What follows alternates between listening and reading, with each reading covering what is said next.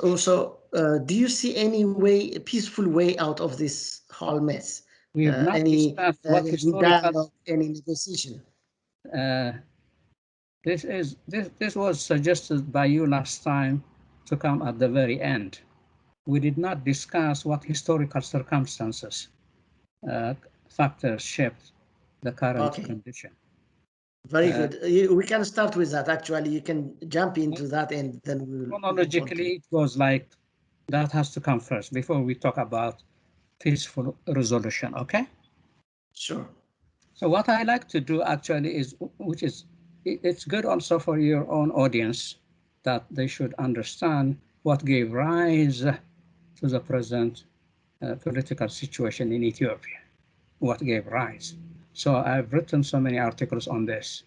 I've been doing so many interviews on this as well. So I see so many factors have contributed to the ascendance of the new regime in Ethiopia. The new regime is the Abiy regime, of course. The number one factor is the crisis within the APRDF. Crisis within the APRDF, meaning between 2016 and 2018. There was some kind of incorrect handling of contradiction within the party. And as a result, what I have seen, what I have wrote early on, in fact, that article was written in Tigray and it was published on what's a newspaper called Araia in Tigray. It was published there. And I say then there was a fifth column, a group of fifth column within the APRDF. That's what I sensed then. Because these guys were sabotaging the objectives, the agenda, and the mission of the APRDF itself. And then ultimately, we found out that Abiy himself told us that he was in INSA and then delivering information to the guys in Eritrea, like Burhanu Naga. So this is a clear fifth column thing, okay? They've been there. So I think the APRDF leaders did not sense the existence of such a group, or they might have underestimated them. You see, to underestimate your enemy is really bad. It's a bad thing, actually, it's a bad policy. And now, recently, I heard that, in fact, not only were these guys inside, built in, within the APRDF, they even are now bragging about it. They're saying that they've been preparing for the last 12 years to actually undermine the TPLF and ultimately oust the TPLF and then of course completely wipe out the APRDF itself. And then they've been preparing for the last 12 years, they said. So this is the major factor, the number one factor I see. But there are other factors. Other factors are, of course, as we all know, there was this disturbances in Gondar beginning 2016, 2017, confrontations, and then where a lot of Tigrayans were attacked in Gondar. And we've seen that ultimately the Kero Fano thing or the Oro Mara thing phenomenon. And people were saying uprisings, upheavals, uprisings, people's uprisings. But I do not subscribe to that portrayal of the upheaval. For me, it was essentially an unholy alliance between the Oromo and the Amhara to oust the TPLF. That was their agenda. And then I've written about it then in 2018, 2016 actually. And the movement was led by extremely vicious elements who were engaged in shooting and killing spree and burning public property. So many public properties were burned. A revolutionary uprising, a revolutionary people's uprising actually would not burn public property. They would not do it. So this was a good opportunity for Abiy, however. Okay. So ultimately, because of this chaos, the EPRDF had to do, they cannot do it all the time by controlling the state machinery only. They have to do something. They were talking about it. They want to reform it. And they came up with the idea to have a new prime minister. Okay? So before that, if you recall, early on, there was a huge demonstration in Bahir Dar, presided over by, what's his name? Gaddu. And the current vice prime minister was there too. That was huge demonstration actually was really symbolic of what was going on, of their agenda. First and foremost, they said, we do not accept the current constitution. And secondly, they were waving the old tricolor flag, not the EPRDF flag with a star inside. And then what surprised me actually was some of them were waving Eritrean flag in Bahir Dar. And some of them were holding a placard that bears the picture of Mengistu Haile Mariam. This was a clear departure from the EPRDF policies and aspirations. You see that? That people were not paying attention at all. A lot of people were not paying attention. It was a clear departure from the EPRDF, actually. It was very clear. So what happened? Following all these turmoils and demonstrations and the Cairo, whatever, Fano thing, Abiy came to power. It was really very convenient. They have gone to the parliament. It was a smooth transition. And one of the qualities that this guy have is his deceptive manners. He's very deceptive. He smiles, all those things. He talks about love and unity and forgiveness. And then the Madammer thing, that's short-lived actually, the Madammer slogan. That's short-lived. He's master of disguise. But now he's not doing that now. If you see in the last parliament, he was not even smiling at all. He's so serious. His face is so serious now. Okay? So this happened now. But what we do in my field, we don't take for granted in the academia. We don't take it for granted at all. So what we do actually is we examine things from the framework, the methodological framework of political science and history. Okay? So the ultimate aim of political science is to identify the general laws and processes in a country. Identify them. So that actually now leads you to understand the nature and characteristics of the regime, of the government. If you remember, for instance, there were so many symptoms, by the way, symptomatic things. Abiy Ahmed were flying to Asmara back and forth. What was he doing by going back and forth to Asmara? It was secretive.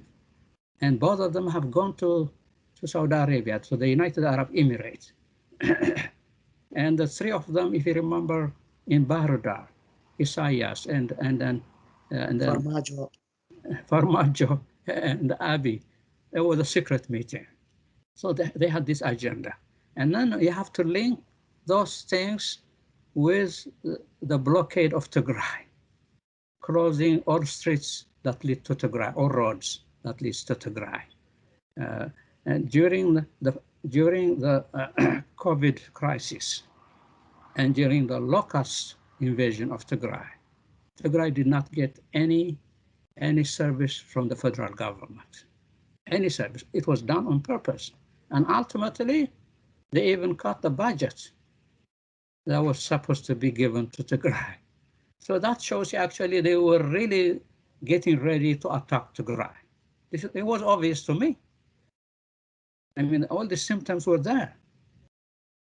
So, but people have this propensity to take things for granted, and then to granted the aura and appeal of a leader. They were saying Abiy, Abiy, Abiy, and now things have changed now, by the way. It's down with Abiy now. Down with Abiy. It's no longer Abiy, Abiy, Abiy. Okay? So we have to see those things. So many factors have now contributed to the coming of Abiy, and then other factors have now contributed to the downfall of Abiy, because he attacked Tigray. He took it for granted that he will do away with Tigray and he will stay in power forever. But that's not the case.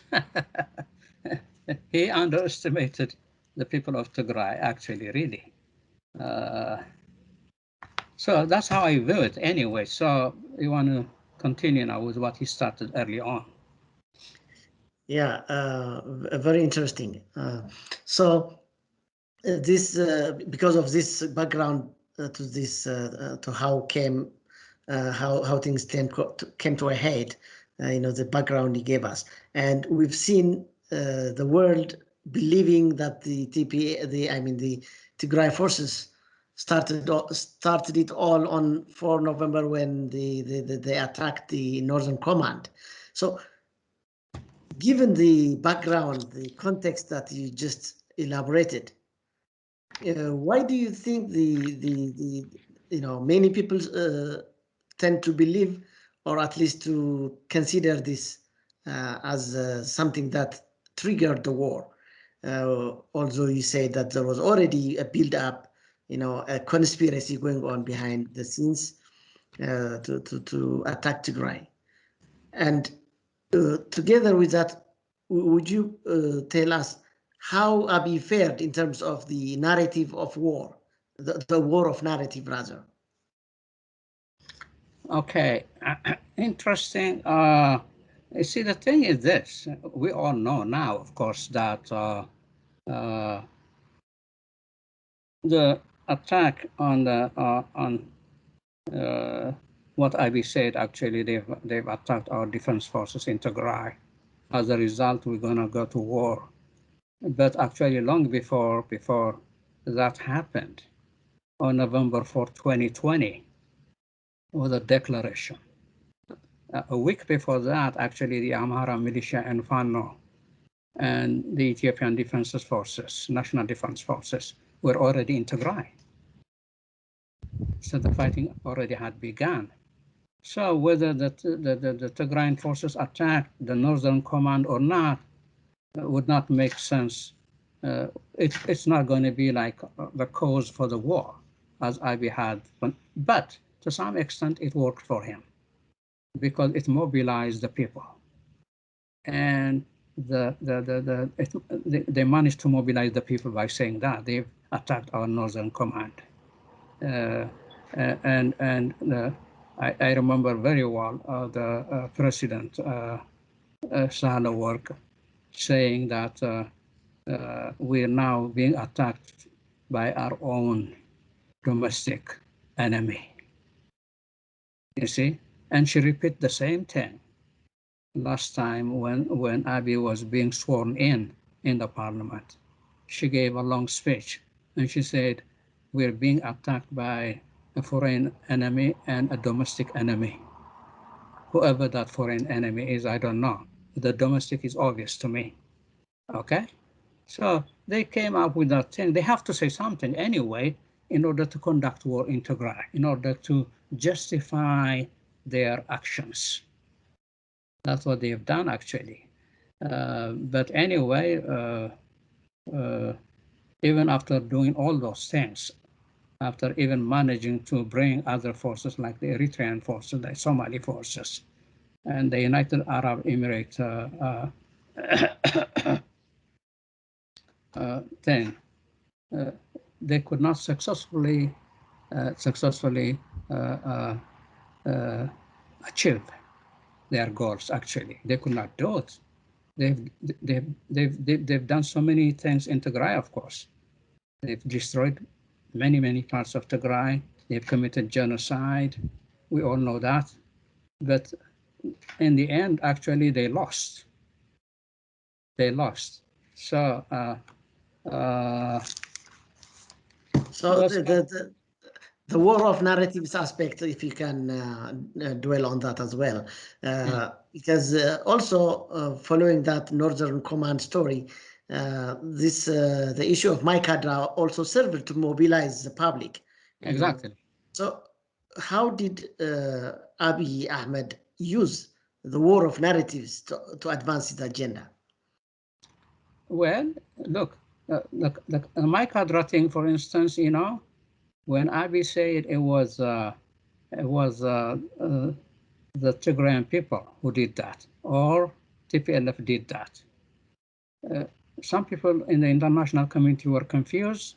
Even Amnesty International, actually, I remember very well, when those things were said, they said Tigray is responsible. And we wrote them, actually, then. Me and my friends wrote them. You are wrong. You have to investigate what's on the ground. You don't know anything. You cannot simply imbibe or take for granted what Abiy told you. Okay? And later on, they investigated it, of course. Okay? And the Maikadra thing, the refugees that escaped from Maikadra to Sudan, they were interviewed too. So they said they came to our houses. It was like evening, and then they were asking for ID cards. If you are a Tigrayan or a Tigrinya name, they either kill you or do something. And they even said, one said actually, kill them, they are Tigrayans. So what does that mean? You see, but if you flip it over, and then you have to have this media that can sell it for you. So the external audience, to the international community. In that case, they were successful, actually. And they lie and lie and lie all the time. Because it's not just Abiy. Dina Mufti lies all the time. And Redwan Mahdi do the same thing. Redwan Hussein. Redwan Hussein, yeah, do the same thing. And they sell it via their diplomatic channels to the outside world. But now increasingly, that became actually counterproductive. Why? More and more, the Abiy regime is isolated. More and more, Ethiopia is isolated from the international diplomatic community. More and more. It did not work. You can come with certain narratives, you can lie and lie and lie, but ultimately, the international community is going to know. And I give credit to the Tigray diaspora in this regard, because they've done their best to actually communicate with their Congress people, their senators, their member of parliaments. They made them aware, actually, especially the Irish Parliament, always advocated on behalf of Tigray. It's because of the diaspora, Tigray, actually. So they've done their best. Yeah. Now we will be moving to your perspective regarding what should happen going forward. But just recently, Alexander Rondos, who was the EU special representative to the Horn of Africa, and another scholar also who was with the Clinton administration, wrote an article in which they proposed a Dayton-style this what happened in Bosnia and how it was resolved, the Dayton Accord type solution to the problem in Ethiopia currently. What do you make of that? Do you see any value to this proposal? Well, certain proposals can work for certain places. They may not work for other places. But they appreciated the difference. They actually appreciated the difference between the two, but they said that can be adapted to the Ethiopian context. Yes. So that's how I sensitive it too. So the adoption is the thing. It's possible. It can be used in Ethiopia as well. However, now what I see is this. I see this Abiy guy I don't know how I can define him. He's a weird political animal, contradictory, and then what he says today doesn't repeat it tomorrow. So you cannot completely rely on the Abiy-led government. But if it's true, I've heard on when was that? A couple of days ago, the Ethiopian Foreign Ministry actually came up with a proposal to negotiate and peacefully settle the current problem. If it's true, I don't know. But if they have that agenda, why do they bombard Tigray? Why do they bombard all those things? Why do they want to escalate the war? See, that's the contradiction I see now. So, but it's highly possible, the more it's cornered, the more the government is going to say, okay, we'll come to the round table. Because I told you early on, if a shift of power determines everything. So that's one possibility. I see it as a possibility though. I cannot completely say for granted that Abiy is going to sit down and negotiate with what he labels his enemies, like the Tigray forces and the Benishangul and Afar and others. But he may be forced to do it. It's possible. If that is possible, it's good for the country too, by the way, because war is going to stop. There could be some relative, everything is relative, as you know, relative peace in the country, okay? So it might work, I don't know, but I'm not so optimistic about it. So what, in your opinion, works? Your own perspective of the... My opinion, my thing is this. You see, by the way, talking about peaceful resolution to conflicts, I have written so many articles on that. In fact, a month before Abiy declared war on Tigray, I rewrote an article that I wrote a long time ago. The title is National Reconciliation and Development in Ethiopia. And then I sent that article to the Ministry of Peace, where Mefriat is. Is that her name? Mefriat? Yeah, Mefriat Kamil, yes. Mefriat, yeah. And then whoever that person is from that office said, it's a good article. But I doubt it very much whether they have read it or not, because they were preparing for war. They were not going to give it due attention to that kind of article.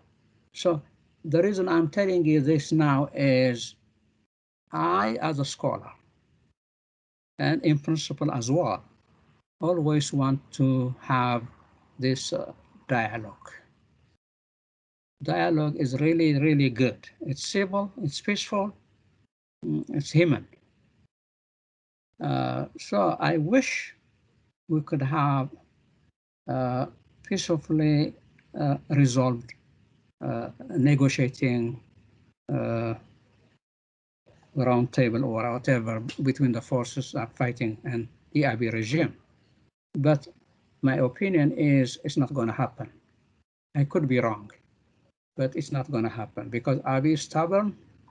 His advisors are stubborn as well. So it's going to be resolved by military force, it seems to me. Okay, now finally to the issue of accountability. So all these injustices, all these atrocities, Yeah. do you think there will be accountability? Will not people get away with it? And also your comments on the joint investigation of the violations and abuses in Tigray by the United Nations High Commissioner for Human Rights and also the Ethiopian Human Rights Commission, whose report will be out. It will be presented to the, Human Rights Council of the UN in Geneva after 10 days. What's your take on that?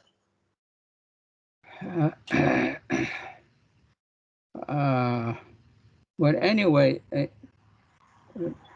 I and my group here in the diaspora, especially in the United States, came up with the idea early on, and we even filed a charge against Isaias and Abiy to the International Crime Court, ICC. And we were actually dealing with them like several times. They wrote us 2 times. It was delayed for some time because they've committed genocide. So we want them to come to the ICC. That's what, but ultimately the response that we got was they've seen all the evidences actually really that the genocide was committed. But the problem with the United Nations Security Council was they were not even talking about genocide. They were not even, let alone bringing these guys to the ICC. Some of them are not signatories at all, like the United States. However, the Rome Statute actually says it doesn't matter whether a country is a member or not. They abide by the law. They have to abide by the law. If they commit genocide, they will be accountable for that.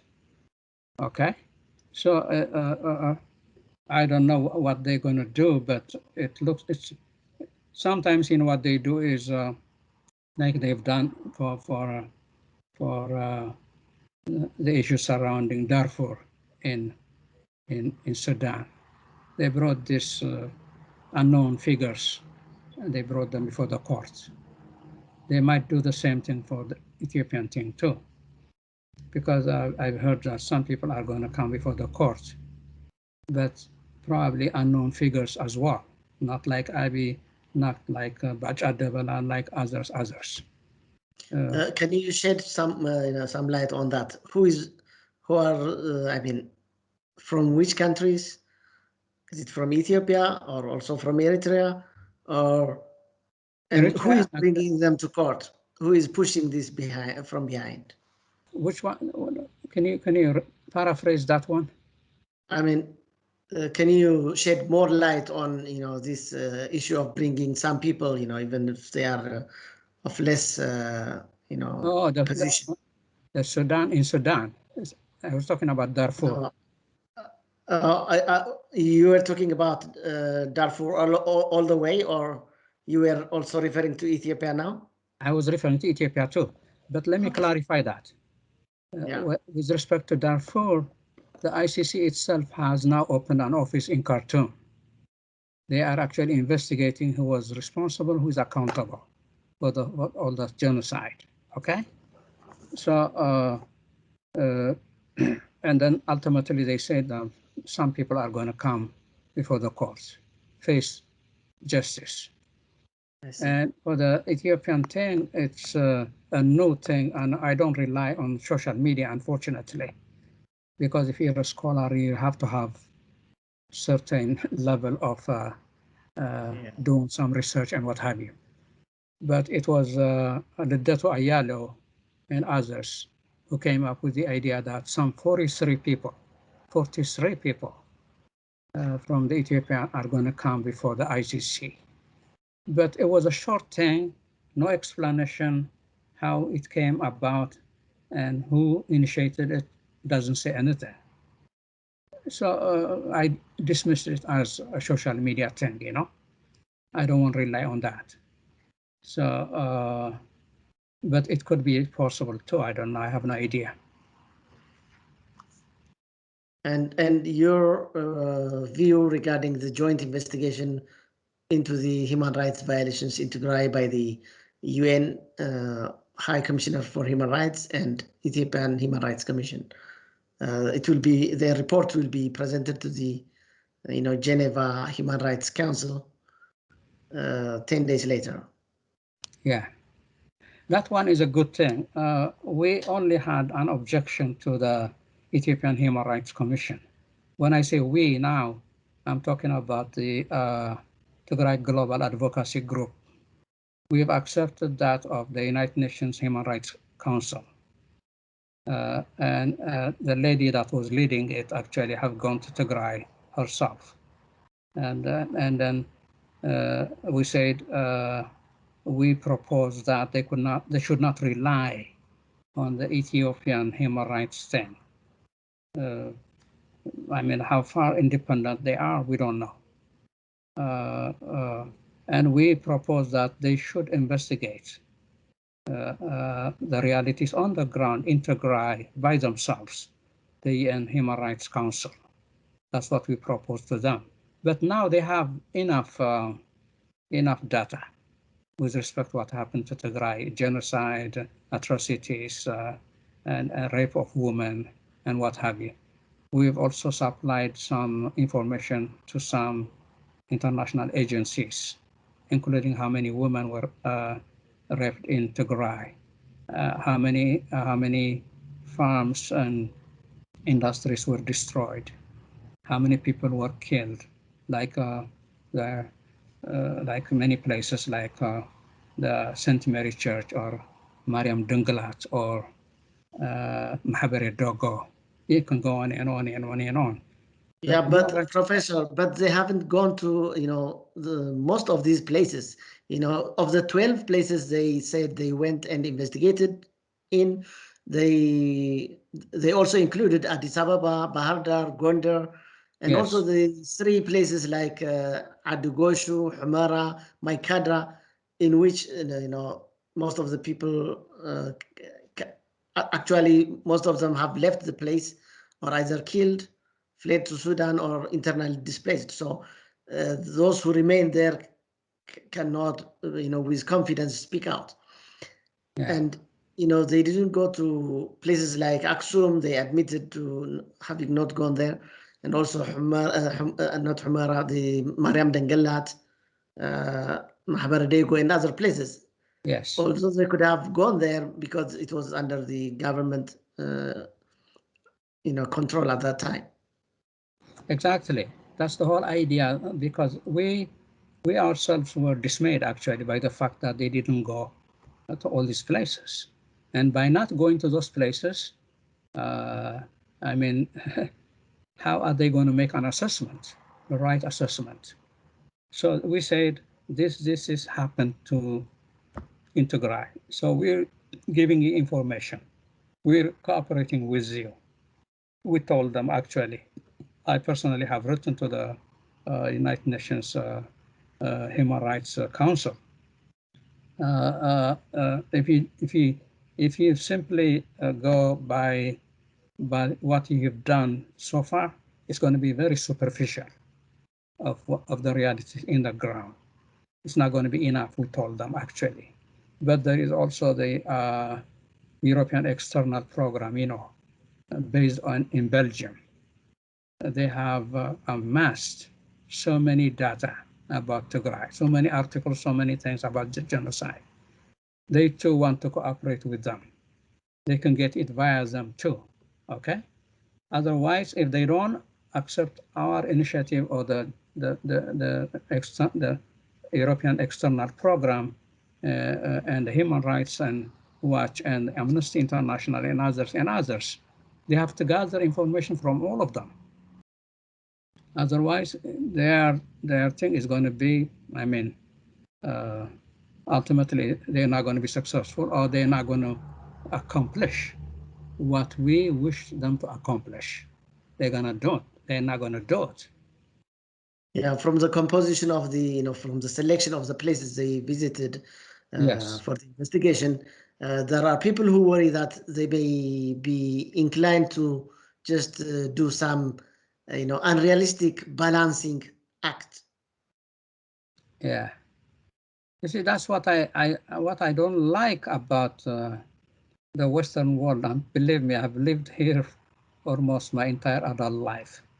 There are so many good things about democracy and what have you, but there's so much incredible hypocrisy going on in this world as well. So they give you this kind of spoken word, but there is no action. They don't do it. In fact, they by default they cooperate with the people who committed all these atrocities. It's actually the same thing going on, or justify their actions as well. I mean, this has happened many times. So, I mean, we live in a very intriguing and complicated world anyway, as you know. Professor Ghelawdewos Araia, thank you very much for these very analytical perspectives, and really appreciate for taking the time to, cover all these broad areas, give us very elaborate reflections. Thank you. I thank you so much too, Mr. Mekelle. And I think we've done a good discussion today, but we might continue next time because Yeah, sure. It would be a pleasure for me, and very great for our audience also to, from time to time to, ask you to give us your perspectives. Absolutely. I thank you so much. Thank you.